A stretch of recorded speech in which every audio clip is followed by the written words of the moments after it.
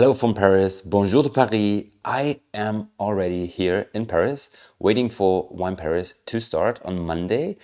Until then, I will visit some alcohol-free places, some wineries, some wine shops, some museums, and maybe a perfume workshop. We'll see what Paris is offering. This week's wrap-up, weekly update is short and briefly. There happened only a few things, I guess, because most of the inboxes are full of invitations for Wine Paris and for Pro Wine as well. So we have 8 different topics for you. Some are quite funny and some are quite interesting. So let's jump right into this weekly update. Let's go.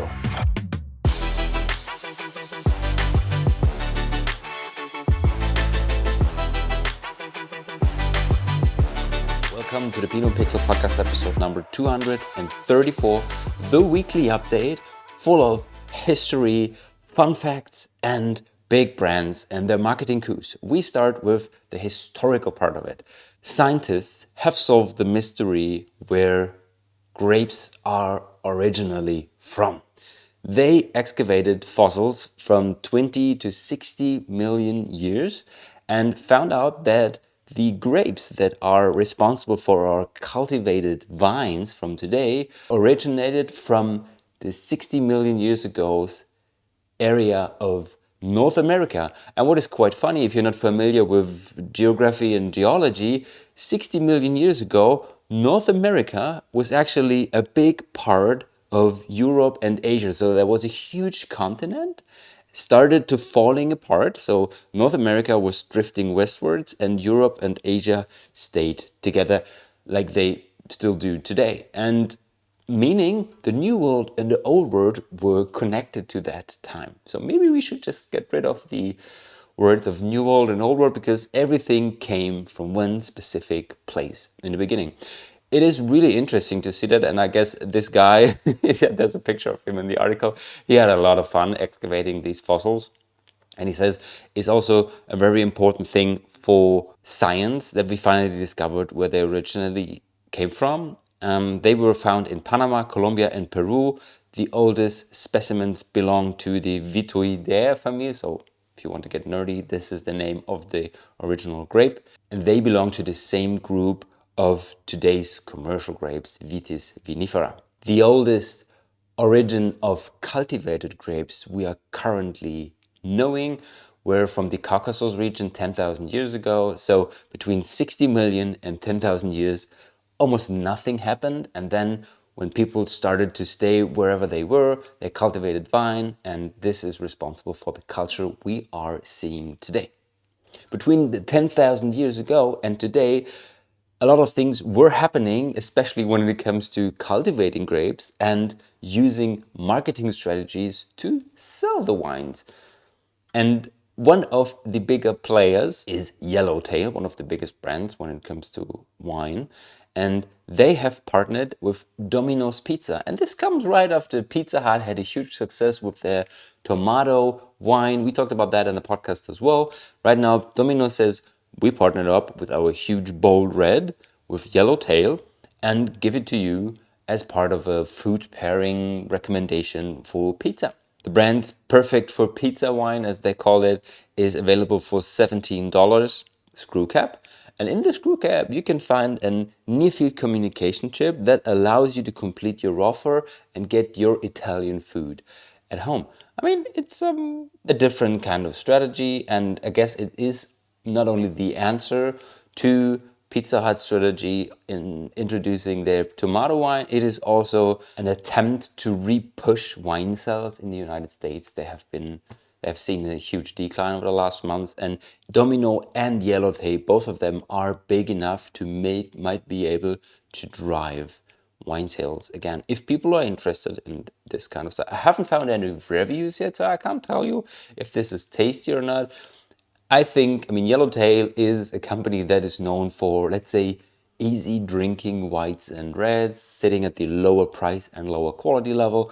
But I think just looking at the quality level of the food and the wine, this is a perfect fit. And if you have tried it, please let me know how it was. Talking about substantial growth and attempts to fuel the wine industry again, IWSR sees an annual growth of 13% in wine tourism over the next 10 years. So by 2034, they will reach 335 million US dollars, coming from 95 million US dollars in 2024. And I mean, this is not only a compensation of what has happened or has changed during COVID times, it is also something that really suits the current culture and feeling of the people, that they want to get more of these experience, social gatherings, and just having a fun time together while enjoying a good glass of wine or two, rather than sitting in a seminar learning about wine. So it's all about experiences, it's all about storytelling. This is nothing new, and this might be also the reason for this huge estimation over the next 10 years. So if you want to dive deeper into wine tourism, there are so many opportunities. There is no country I know of that doesn't offer any wine tours, tastings. There are even trains going through wine regions, for example, in South Africa or in Napa Valley. And if you are interested in stuff like that, just check out your favorite wine region, text some wineries and ask for tours and tastings. I guess it's one of the best possibilities you have to explore your favorite wine region, because you get it firsthand from the wine growers, from the winemakers, or at least from the people living in the area. The next section is dedicated to brands and their strategies. We start with Moët Chandon. They returned to the Formula One podium. They lost this position last year to Ferrari Trento, and right now they got it back. They are the main sparkling wine sponsor again of Formula One. This has been, I don't know, the case for over 70 years. Moët Chandon was one of the first drinks companies that entered the Formula One as a sponsor. And there is a picture of, I guess it's Ayrton Senna, with his bottle of Moët Chandon Imperial and his trophy. It was a huge thing last year when Ferrari announced that they made it to the podium of the Formula One. Right now it's, I wouldn't say that big, but it's interesting to see. And there were no reasons mentioned why Ferrari left or just lost the position. I guess it's just money and maybe lobby, I don't know, but good to see that Moët got it back. And I mean, there is a very, very strong connection between this luxury sport, as you can call it. It's a very expensive sport, highly sophisticated sport, Formula One, and Moët Chandon, which belongs to the LVMH empire. Talking about champagne, in 6 days, Valentine's Day is happening again. Valentine's Day is, for some people, nothing to care about, because either they are in a relationship and they say, I just gift whatever I can to my fiance, to my partner all over the year, or I just don't care because I don't have a partner. But some people still care, and especially when it comes to flowers, to champagne, sparkling wine in general, it's a huge day in the industry. You can see sales roaring, and some brands are jumping on that as well. But there are also brands where you won't expect them to jump on the Valentine's Day train. And one of them is IKEA. IKEA, the furniture company from Sweden, offers a Valentine's Day dinner. So you can have a candlelight dinner with your partner at IKEA for just $20. You can buy your ticket on the website, and funny enough, you can bring your kids as well for $6.99. This is the article from the Canadian website. There was also an article in British newspapers, but the only actual offer I found is from the Canadian website of IKEA. So if you don't have any plans, if you're not having any plans yet how to spend your Valentine's Day, you can go to IKEA, look for some furniture, argue with each other, and then end up in a candlelight dinner having your favorite hot dog with mushrooms and onions. I don't know what actually is part of this tasting, but it sounds pretty weird, doesn't it? Talking about the famous Valentine's Day and the story behind, there was an article in the Forbes magazine talking about the history, a gift guide, what you might gift to your partner to make him or her happy. But I have a question, Forbes magazine. Why is this all pink? I mean, is there a strong relation of pink and Valentine's Day? I mean, maybe because the day was originally dedicated to your female partner. I don't know, but every single drink, every single gift mentioned in this article is pink. I don't know, I mean, maybe roses could be part of Valentine's Day, but just pink drinks, French bloom rosé, Fiore aperitivo, freshenet alcohol removed sparkling wine, Gia Le Fils, Lyris pink London spirit, mingle cocktail sparkling raspberry rosé. So you can spot that just after Dry January has ended, they are actually offering many alcohol-free versions of drinks for Valentine's Day. The thing is, they are all pink, and I just don't get it. So if you're interested in gifting something alcohol-free, have a look at the Forbes magazine article. I like the idea that they mostly talk about alcohol-free drinks because it doesn't have to be alcohol to make a high-quality gift. If you're looking for something special, there are some mentions, and if not, champagne, Cremant, Franciacorta, German sect might also be a good solution, but it doesn't have to be pink, guys. It doesn't have to be pink. No.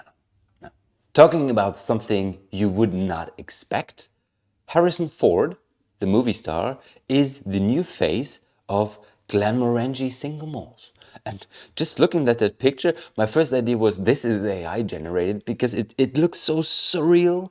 You see Harrison Ford standing in Scotland's, I don't know, mountains, the hilly area of Scotland, having a bottle of Glenmorangie, wearing a kilt, so the traditional skirt of the Scottish people.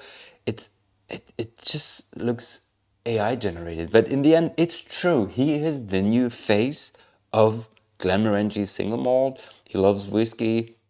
The article talks about his ability to talk with a Scottish accent, and maybe this is something, I don't know, or that he is familiar with the kilt etiquette. So maybe this is something that qualified him as the new face of Glenmorangie. For Glenmorangie, it's a big thing. One of the biggest celebrities, I would say, of all time, especially as an actor, very, very famous worldwide. Everybody knows him. And if he is the face for this brand, I guess this can push the sales of the brand. And for me, as a true Star Wars fan, this is also something what I'm excited about.